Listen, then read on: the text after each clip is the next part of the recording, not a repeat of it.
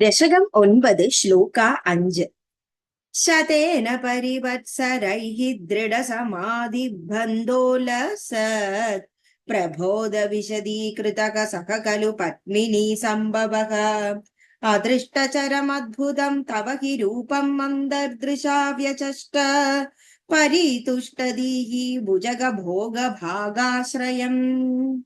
ശതേന 100 പരിവത്സരൈഹി ദിവ്യ സംവത്സരം ദൃഢ ഉറച്ച സമാധി സമാധി എന്ന അവസ്ഥ ബന്ധോലസ ധരിച്ചതിനാൽ പ്രബോധ ബോധം തെളിഞ്ഞുകൊണ്ട് വിശദീകൃതക മനസ്സ് പവിത്രമായി തീർന്നുകൊണ്ട് സഹ അങ്ങനെ ഖലു ബ്രഹ്മാവ് പത്മിനി താമരപ്പൂവിൽ സംഭവക ജനിച്ചവനായിട്ടുള്ള അദൃഷ്ടചരം മുൻപ് കാണാതിരിക്കുന്നത് അദ്ഭുതം ആശ്ചര്യം തവ ഭഗവാന്റെ ഹി ആ ദിവ്യരൂപം രൂപം ശരീരം അന്തർദൃശ ദിവ്യദൃഷ്ടി കൊണ്ട് വ്യചഷ്ട കണ്ടു പരിതുഷ്ട ആനന്ദം നിറഞ്ഞ അവസ്ഥ ദീഹി ബുദ്ധിയോടെ ഭുജഗ അനന്തൻ ഭോഗ ശരീരത്തെ ഭാഗാശ്രയം ആശ്രയിച്ച്. ഈ ശ്ലോകത്തിൽ ബ്രഹ്മാവിന്റെ തപസ്സിനെ കുറിച്ചും ലോകസൃഷ്ടിയെ കുറിച്ചുമാണ് പരാമർശിക്കുന്നത്.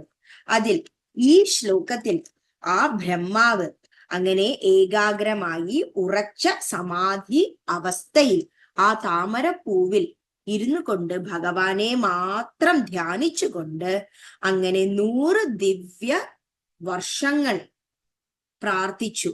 എന്നിട്ട് ആ സമാധി അവസ്ഥ ധരിച്ചതിനാൽ തന്നെ ആ ബ്രഹ്മാവിന് ബോധം വളരെയേറെ തെളിഞ്ഞതിനു ശേഷം മനസ്സ് പരിശുദ്ധമായി തീർന്നു.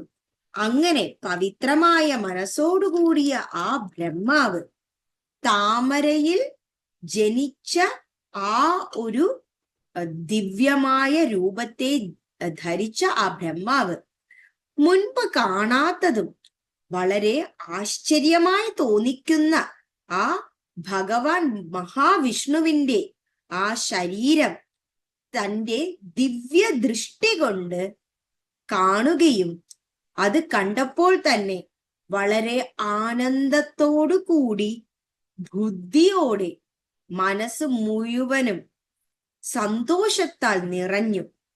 ആ അനന്തന്റെ ശരീരത്തെ ആശ്രയിച്ചിരിക്കുന്ന സാക്ഷാൽ മഹാവിഷ്ണുവിന്റെ ആ ശയന രൂപത്തെയാണ് സാക്ഷാൽ ബ്രഹ്മാവ് കണ്ടത്. അപ്പോൾ ഈ ശ്ലോകത്തിൽ ഇതാണ് വിശദീകരിക്കുന്നത്.